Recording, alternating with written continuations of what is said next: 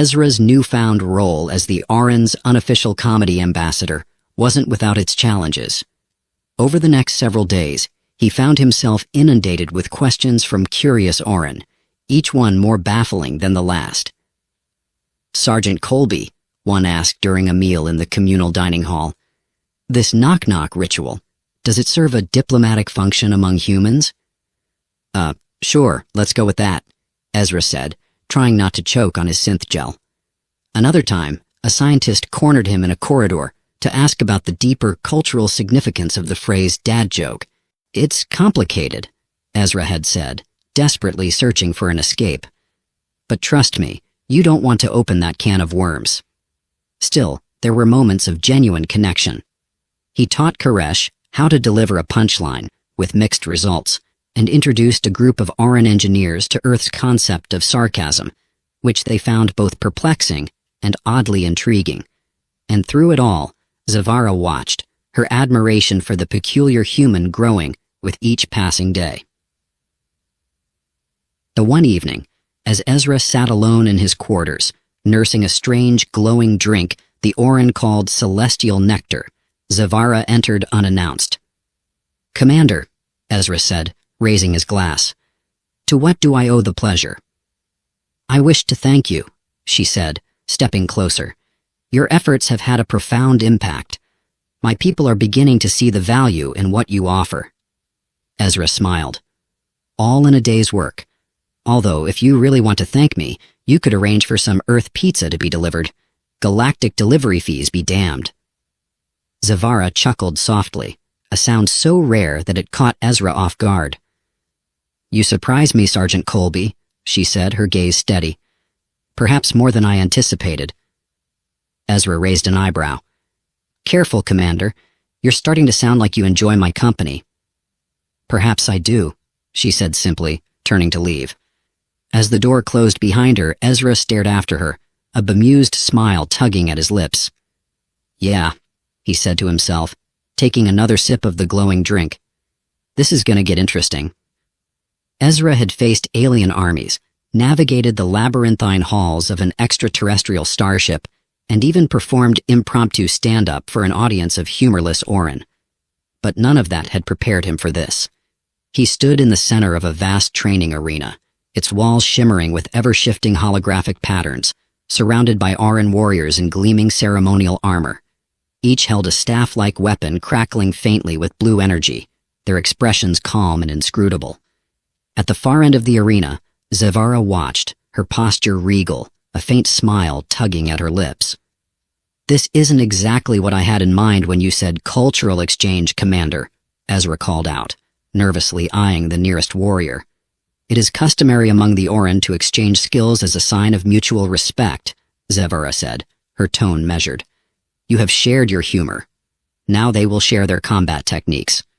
Ezra let out a shaky laugh. "Right. Because what's more respectful than me getting my butt kicked by a bunch of glowing space ninjas?" Zavara's smile widened ever so slightly. "They have been instructed to exercise restraint." "Fantastic," Ezra muttered, rolling his shoulders. "Restraint. My favorite word when it comes to sparring." For the first challenger stepped forward, a tall Auron with a lithe frame and glowing teal markings that pulsed rhythmically. He spun his staff with a flourish before taking a ready stance. "Okay," Ezra said, raising his hands. "Ground rules. No face shots, no broken bones, and if you sweep the leg, I'm calling it a foul." The Auron warrior tilted his head, clearly not understanding, before lunging forward. Ezra yelped and ducked, narrowly avoiding the crackling end of the staff. He backpedaled, waving his arms. Whoa, easy there, Bruce Lee of the cosmos. I bruise like a peach." The warrior hesitated, glancing at Zavara as if to confirm whether this level of protest was part of the ritual. Zavara gave a subtle nod, her expression unreadable. Taking a deep breath, Ezra tried to focus. His military training kicked in, sort of. He managed to dodge and weave, occasionally blocking strikes with a technique that could generously be described as panic-fueled flailing. By the time the sparring session ended, Ezra was sprawled on the floor, panting, but mercifully uninjured. The warriors surrounded him, their glowing eyes filled with something resembling curiosity. "I don't know what's worse," Ezra groaned, "getting smacked around by a staff or realizing you're all better at this than I'll ever be." One of the younger warriors stepped forward, holding out a hand to help him up. Ezra accepted, pulling himself to his feet with a grimace. "Thanks, buddy," he said. "You got a name? Or should I just call you Captain Fancy Staff?" The warrior's lips twitched, the closest thing Ezra had seen to a smile. "My designation is Lether," he said in a melodic voice, "and your movements are unconventional." "Unconventional is code for terrible, right?" Ezra said, brushing himself off. Lether inclined his head. "Perhaps there is merit in unpredictability." Ezra chuckled. "I'll take that as a compliment." Later, in the communal hall, Ezra found himself surrounded by a group of Orin eager to learn more about human culture. He sat cross-legged on a floating cushion, trying not to spill the glowing drink in his hand as he fielded their questions. "What is the significance of the high five?" one asked, their tone serious. "It's, a gesture of camaraderie," Ezra explained, demonstrating by slapping his palm against Koresh's, much to the advisor's visible discomfort. "And this dancing you mentioned?" another inquired. Ezra smirked. "Oh, you guys are gonna love this. Someone cue up a beat." Before long, Ezra was leading an impromptu dance lesson, teaching the Orin everything from the moonwalk to the Macarena. The sight of normally stoic warriors attempting to mimic his awkward moves was enough to send him into fits of laughter. Even Koresh, after much coaxing, gave it a try, his stiff, robotic movements earning a round of applause and a rare grin from Ezra. "Not bad, Koresh. You're like a majestic, glow-in-the-dark scarecrow."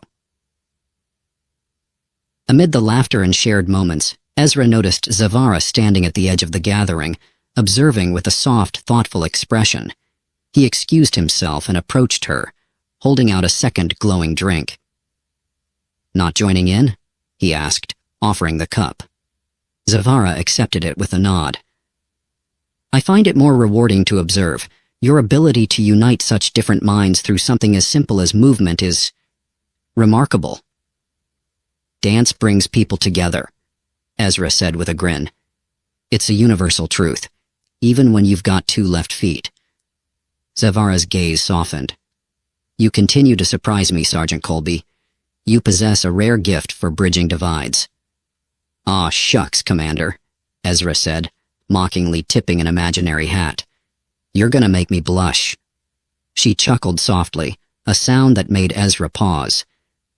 "You should do that more often," he said. "Do what?" "Laugh," Ezra said, leaning against a nearby pillar. "It suits you." For the first time, Zavara looked genuinely caught off guard. She quickly recovered, her usual poise returning, but there was a warmth in her eyes that hadn't been there before. "Perhaps," she said quietly, "you are teaching me more than I anticipated." As the evening wound down, Ezra found himself once again reflecting on the strange path his life had taken. He hadn't expected to bond with an alien crew, or to become a de facto ambassador of human absurdity. But as he watched the Orin laugh and dance, their luminous forms casting rippling patterns of light across the room, he felt a surprising sense of fulfillment. "Not bad for a guy who started out as a war prize," he muttered to himself, raising his glass in a silent toast. Somewhere across the room, Zavara's gaze met his, and for a brief moment they shared a smile that seemed to transcend words. The universe, Ezra thought, was full of surprises, and he was beginning to think he might actually like that. The Orin starship glided through the void, its sleek, bioluminescent hull casting faint ripples of light into the surrounding darkness. Inside, Ezra found himself in yet another strange and wonderful situation, navigating a multi-dimensional anomaly that had just been detected on the ship's long-range scanners. "Explain it to me like I'm 5, Ezra said, leaning against the glowing console in the bridge. What's a quantum rift, and why does it sound like the title of a bad sci-fi movie? Koresh turned from the console, his expression as grave as always. A quantum rift is a phenomenon where the fabric of space-time fractures, creating unstable pockets of alternate dimensions. These rifts can be highly dangerous if left unchecked. Ezra blinked. So, cosmic potholes? Koresh frowned. If that analogy aids your understanding, then... Yes. Great, Ezra said with a grin. Let's just slap some duct tape on it and call it a day. Zavhara, standing near the viewport, allowed herself a faint smile. Unfortunately, Sergeant, duct tape is not a viable solution. However, we have protocols for navigating such anomalies. Your presence, while not essential, may prove illuminating. Ah, so you're saying you need my moral support, Ezra said, crossing his arms. Don't worry, I've got you covered. I'll even bring snacks. As the ship approached the rift, the view outside the viewport transformed. The blackness of space gave way to swirling colors, violet, gold, and deep indigo, dancing like an ethereal aurora. The sight was mesmerizing, almost hypnotic, until the ship began to shudder. What's happening? Ezra asked, gripping the edge of a console for balance. The rift's gravitational waves are destabilizing our trajectory, Koresh said, his fingers flying over the holographic controls. I am compensating, but the energy fluctuations are unpredictable. Translation. We're wobbling like a drunk pilot, Ezra muttered. Zavhara stepped forward, her voice calm but commanding. Engage the harmonic stabilizers and recalibrate the inertial dampeners. We must align our trajectory with the rift's resonance. Do I even want to know what any of that means? Ezra asked. No, Zavhara replied without missing a beat. The ship's shuddering subsided, and the glowing patterns outside the viewport began to shift. For a moment, everything seemed eerily still. Then, without warning, the rift opened wider, pulling the ship into its depths. Ezra felt his stomach lurch as the world around him warped. Colors bled together, and for a split second, he could swear he saw versions of himself standing in the same spot, some older, some younger, and one wearing what appeared to be a Hawaiian shirt. Is anyone else seeing this? He asked, pointing at the distorted figures. It is merely an effect of dimensional overlap, Koresh said, though his voice betrayed a hint of unease. I'll take your word for it, Ezra said, swallowing hard. But if I start hearing the theme from the Twilight Zone, I'm out. Then the ship emerged on the other side of the rift, and the crew let out a collective sigh of relief. But their respite was short-lived. The view outside the viewport revealed a strange alien world, one that seemed to defy logic. Floating islands drifted through the air, connected by shimmering bridges of light. Massive crystalline structures jutted from the ground, refracting the sunlight into dazzling rainbows. And in the distance, a colossal, serpent-like creature with iridescent scales coiled around a spire, its eyes glowing with a fierce intelligence. Welcome to the other side, Ezra said, his voice laced with awe. I gotta say, your Rift tourism brochures don't do this place justice. Zavhara tilted her head, studying the scene with a mix of fascination and caution. This dimension is unique, but we cannot linger. The rift may destabilize further. Right, Ezra said, tearing his gaze away from the serpent. So how do we get out of here? Koresh gestured to a holographic display. We must locate the rift's epicenter and stabilize its resonance using the ship's harmonic projectors. However, doing so may attract the attention of local entities. Local entities, Ezra repeated. You mean like that giant space snake? Koresh nodded solemnly. Fantastic, Ezra said, clapping his hands. Let's poke the cosmic bear and hope it doesn't bite. As the crew worked to locate the rift's epicenter, Ezra found himself exploring the ship's lower decks with Zavhara. She explained that they needed to recalibrate the harmonic projectors manually, which required venturing into the ship's more remote sections.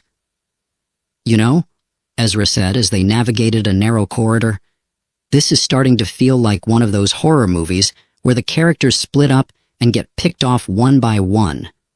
Zavara raised an eyebrow. Is that a common occurrence in human narratives? More common than it should be, Ezra said with a smirk. But don't worry, Commander. If any alien monsters show up, I'll heroically hide behind you. Zavara chuckled softly. I appreciate your honesty, Sergeant.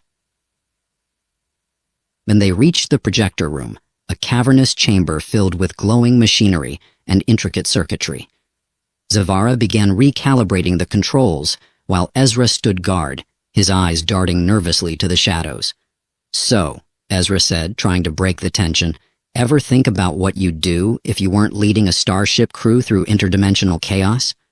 Zavara paused, considering the question. I have always served my people. It is difficult to imagine another path. Come on, Ezra pressed.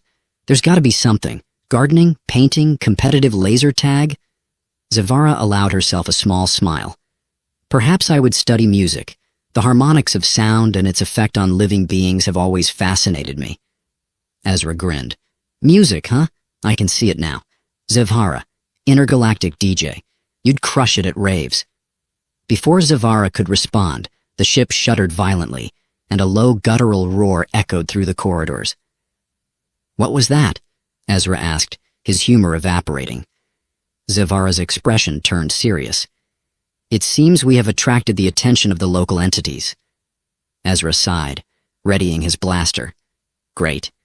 Just another day in paradise. As the ship's alarms blared, the crew scrambled to defend against the serpent-like creature, which had begun circling the vessel. Its glowing eyes fixed on the ship, and its massive jaws opened, releasing a pulse of energy that rocked the entire structure. Ezra and Zavara returned to the bridge, where Koresh was directing the defense efforts. We must distract the entity long enough to stabilize the rift, Koresh said. Ezra cracked his knuckles. Distracted, huh? Lucky for you, distraction is my specialty. What do you propose? Zavara asked, her tone cautious. Ezra grinned. I'm going to give it a reason to chase me. Zavara's eyes widened. That is highly dangerous. Danger's my middle name, Ezra said, already heading for the hangar. Isn't it David? Koresh asked. Ezra smirked. Details. Moments later, Ezra piloted a small fighter out of the ship, weaving through the floating islands as the serpent pursued him. He taunted it over the comms, cracking jokes and making absurd gestures to keep its attention. You want me, big guy? Come and get me. Despite the chaos, Ezra couldn't help but laugh as he narrowly avoided the serpent's attacks. For all its danger, there was a strange beauty to this dimension, a reminder that even in the most unexpected places, there was wonder to be found. Back on the ship, Zavara and Koresh worked tirelessly to stabilize the rift. As the harmonics aligned, the serpent let out a final roar before retreating into the distance, its form dissolving into light. Ezra returned to the ship, exhausted but triumphant. Not bad for a guy who's just here for moral support, he said, collapsing into a chair. Zavara gave him a rare, genuine smile. You continue to exceed expectations, Sergeant Colby. Stick with me, Commander, Ezra said, grinning. I'll teach you all my tricks. As the ship re-entered the rift, leaving the strange dimension behind, Ezra couldn't shake the feeling that his journey with the Auran was far from over. The Auran starship drifted in high orbit above an uncharted blue-green world, its shimmering hull reflecting the soft light of a distant star. Inside, the crew bustled about with a focused energy, finalizing preparations for what Zavara had called the moment of reckoning. Ezra leaned against the railing of the observation deck, gazing at the planet below. It reminded him of Earth, though the continents were unfamiliar, and the clouds swirled in patterns he couldn't quite predict. You've been quiet, Zavara's voice said behind him, soft, yet steady. Ezra turned, offering her a lopsided grin. Just taking it all in. It's not every day you wrap up a tour of duty as an intergalactic houseguest/war prize. Zavara's expression flickered with something he couldn't place, an emotion softer than her usual stoic demeanor. "You have grown much since our first encounter, Sergeant Colby," she said, stepping closer. "When I claimed you, I sought to understand humanity through one of its warriors. I did not anticipate that you would teach me to see the universe anew." Ezra laughed, running a hand through his hair. "I'd like to take credit for that, but honestly, half the time I was just winging it." "Perhaps that is your strength," Zavara replied, "to face the unknown with irreverence and courage." The bridge was alive with activity as the final phase of their mission began. The quantum rift they'd stabilized had left traces of dimensional instability, which the Auron's advanced technology could repair, but it would require precise coordination and a leap of faith. Koresh stood at the central console, his hands moving over the controls with mechanical precision. "We are prepared to deploy the harmonic matrix. However, the process will temporarily disrupt our systems, leaving us vulnerable." Ezra raised a hand. "Define vulnerable. Because if you're about to tell me we're sitting ducks, I need to mentally prepare myself for some heroic last words." Koresh glanced at him, his expression unreadable. "It is unlikely we will encounter additional threats. However, I advise caution." "That's Auron for don't screw this up, isn't it?" Ezra muttered, earning a rare chuckle from one of the nearby technicians. Zavara stepped forward, her voice carrying the authority of a true leader. "All systems are to be synchronized. Initiate the matrix on my command." As the ship began its operation, Ezra couldn't help but reflect on how far he'd come since being unceremoniously claimed by Zavara. He'd gone from a reluctant prisoner to an accidental diplomat, bridging gaps between two vastly different cultures, with humor, heart, and a fair share of improvised chaos. The bond he'd formed with Zavara felt especially significant. She'd started as an enigma, aloof, calculating, and burdened by the weight of command. But over time, he'd seen glimpses of the person beneath the armor, a leader who cared deeply for her people and a woman unafraid to challenge her own beliefs. "Hey, Commander," Ezra said, breaking the tense silence. "After this is all over, what happens to me? Do I get dropped off at the nearest intergalactic bus stop?" Zavara regarded him thoughtfully. "You have proven yourself invaluable to this crew. If you choose to remain, there will always be a place for you among us." Ezra raised an eyebrow. "You saying you're keeping me around for my charm and good looks?" Her lips curved into a faint smile. "Among other qualities." The harmonic matrix activated with a burst of light, sending waves of energy rippling across the surrounding space. The rift's residual instability began to dissipate, but the process triggered a chain reaction, a sudden surge of gravitational force that rocked the ship. "Koresh!" Zavara barked. "Status report!" "Unexpected dimensional feedback," Koresh said, his hands flying over the controls. Attempting to compensate, Ezra gripped the edge of the console as the ship lurched. "This feels like a bad time to mention I get motion sickness." Zavara's gaze never wavered. "Steady, Sergeant. We will prevail." The ship shuddered again, but this time the energy stabilized. The bridge filled with a collective sigh of relief as the system indicators shifted from red to green. "The rift is fully neutralized," Koresh reported. "The dimensional anomalies have been contained." Ezra let out a whoop, throwing his arms in the air. "We did it, and no one got turned into a sentient puddle. I call that a win." Zavara allowed herself a small, satisfied smile. "Indeed. Well done, everyone." And the celebration in the communal hall that evening was unlike anything Ezra had experienced. The usually reserved Auron were jubilant, their glowing forms pulsing with rhythmic energy as they danced, laughed, and shared stories. Ezra found himself at the center of the revelry, teaching yet another round of human dance moves to a group of enthusiastic warriors. "You're a natural, Lether," he said, clapping the young warrior on the back. "Keep practicing, and you'll be the galaxy's first Auron pop star." Lether tilted his head. "Pop star?" Ezra grinned. "I'll explain later. For now, just focus on the moonwalk." As the festivities wound down, Ezra stepped outside to the observation deck, needing a moment of quiet. The stars stretched endlessly before him, a reminder of how vast and unpredictable the universe truly was. Zavara joined him, her presence steady and reassuring. "You seem pensive," she observed. "Just thinking," Ezra said, his voice softer than usual. "About everything we've been through, about what's next." Zavara studied him for a moment. "And what have you concluded?" Ezra hesitated, then smiled. "That maybe being a war prize wasn't the worst thing that ever happened to me." Zavara's expression softened. "You have taught me much, Sergeant Colby, about humanity, about myself, and about the value of laughter in the face of adversity." "Glad I could help," Ezra said, leaning against the railing. "So, what now, Commander?" "That depends," Zavara said, her tone laced with something almost playful. "Do you wish to remain with us? Or would you prefer to return to your people?"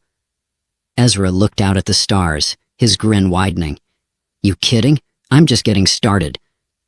Zavara chuckled softly, and for a brief moment, the weight of the universe seemed to lift. Together, they stood in silence, two unlikely allies brought together by fate, ready to face whatever the stars had in store. The universe, after all, was full of surprises, and for the first time in a long time, Ezra felt ready to embrace them.